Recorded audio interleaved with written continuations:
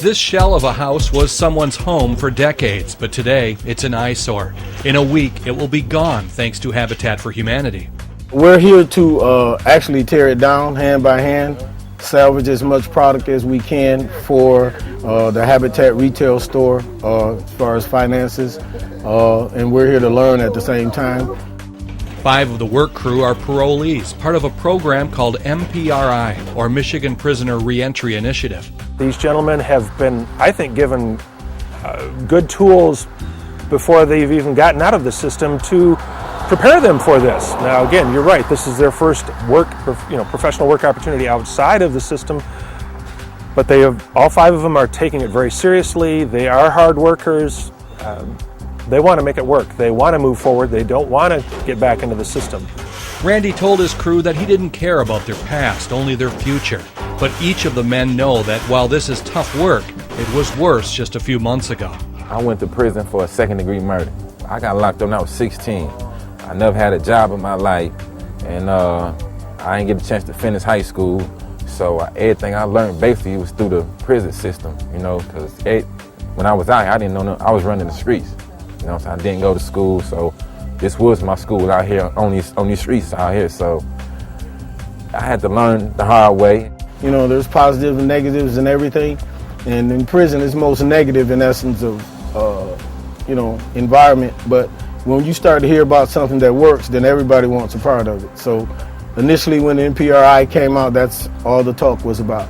Clifford spent the last 23 years behind barbed wire. He found vocational training in prison, but says it was counseling that helped him build positive social skills. The sad reality is some of these individuals have done substantial amount of time. Some of these guys went in the system 25, 36 years ago as teenagers. They're coming back out here into an environment that is somewhat kind of foreign to them. And I feel that my responsibility, what I've tried to do, is to provide a certain comfort level for them to get them to understand that it is going to be a transition, it is going to be a process to acclimate themselves back into the real world, if you will, and also into the work world.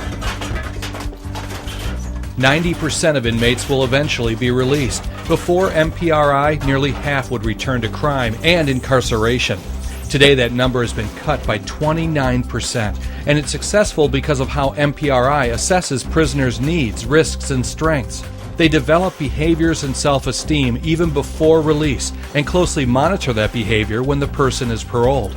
These 5 gentlemen are from Saginaw, and I think predominantly from the east side. So yes, this is their home. This is their neighborhood.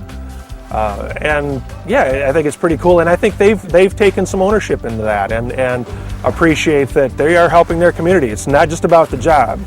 It's about doing something good for the neighborhoods, for trying to clean up the city of Saginaw, give it a better name. It's very rewarding and satisfying. At the end of the day, hey, I accomplished something. I did a good day's work, a hard day's work. At times we have opportunities to work on construction where we know that we're helping a young family perhaps get into their first home, and that is very rewarding and joyful in itself. They want to demonstrate not only to the public but to their families as well that they're a totally different individual. 60% of prisoners can take advantage of MPRI, and while it's considered mandatory, Chris knows that it can only work when the person wants it to. It's all on you.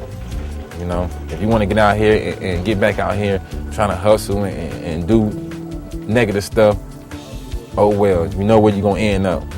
So you get out here, just know people, you can get out here and network around positive people, and once you're doing around positive people doing positive things, trying to do positive things, good things going to follow. So that's how I look at it. No one is cheering about the paycheck from their first job out of prison, but they know it's a first step, and perhaps a little more. Even as I get older, whatever happens with this, for me, I can always go to Habitat and say, hey, can I help you guys out? You help me. So that's something that I actually can tell everybody that I learned from this, is to know how to give myself freely without saying you got to give me something for it. And they're teaching me that. I just want to thank everyone who's involved in this program for giving not only myself but also the other four of us the opportunity to prove that we can become useful and productive members of society.